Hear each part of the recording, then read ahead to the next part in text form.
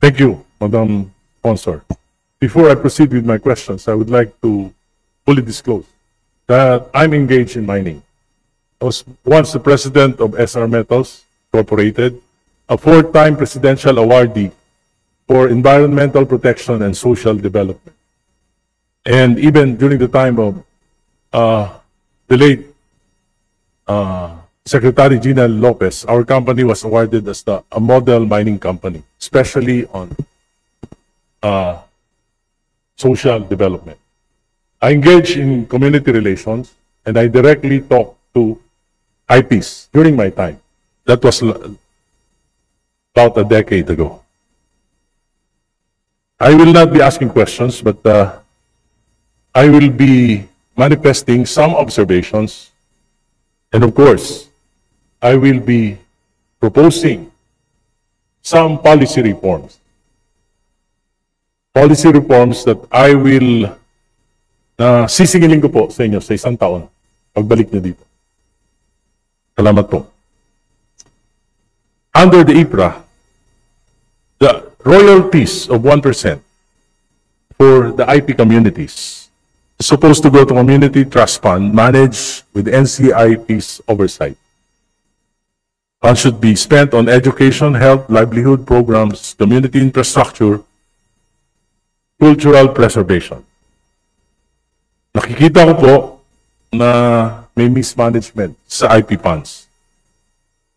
At nakikita ko po ito ay hindi nagagamit sa tamang mga kaparaanan. Minsan po nagagamit ng allowance at may misuse ng mga leaders ng IPs. Nakikita ko rin po na may weak oversight ng NCIP. Dahil alam ko po, kulang na kulang ang inyong staff, kulang na kulang pondo. Kaya I would support an increase in your budget. But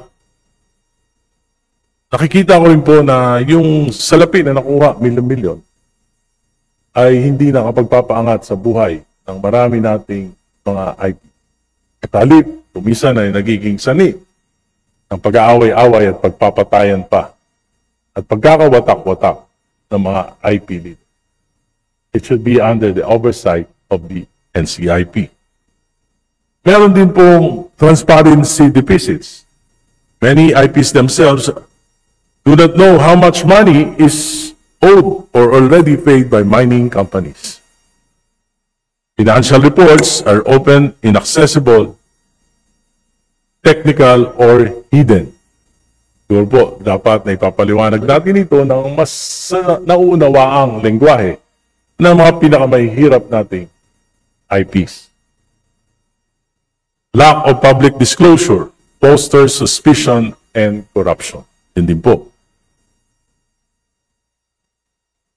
Kaya po, marami po ang may distrust sa NCIP at nakita natin yung perpetuation of poverty sa IP communities at yung erosion po ng culture and governance. Ito po ang aking mga suggested reforms. Una, financial accountability. Siguro po dapat may mandatory annual public audit of IP royalty funds by the Commission on Audit. Require community assemblies to approve spending plans of IP communities. Capacity building for IP leaders in finance and governance and sustainable livelihood. Stronger NCIP oversight. Ayan po, I am recommending an increase in the NCIP budget for monitoring and auditing. Makakaasa po kayo sa period of amendment ay ipakikipaglaban ko po ito para sa inyo. Require a third-party civil society monitor in the FPIC and royalty use. Mahalaga din po ito, mas marami nakakaalam, marami nagmamonitor, mas mapoprotektahan natin yung pondo para sa IP.